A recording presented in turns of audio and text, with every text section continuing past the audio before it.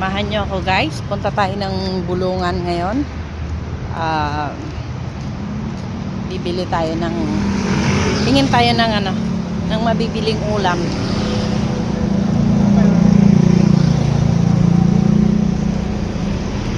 Medyo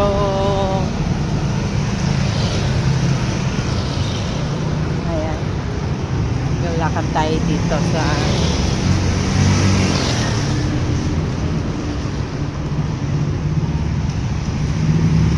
Bulungan. Samahan nyo lang akong maglakad. Lumalaki na yung mga punong kahoy na tinanim ni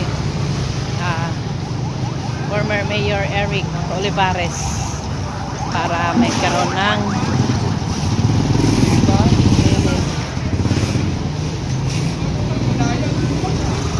ayan, medyo maluwag na. Hopefully may mabili tayong isda guys. Ayan.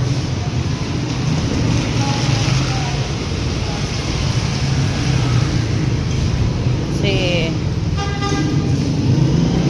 Lunes na bukas, wala nang masyadong mabibiling isda bukas. Ngayon talaga maganda mamili kasi linggo. Ayan.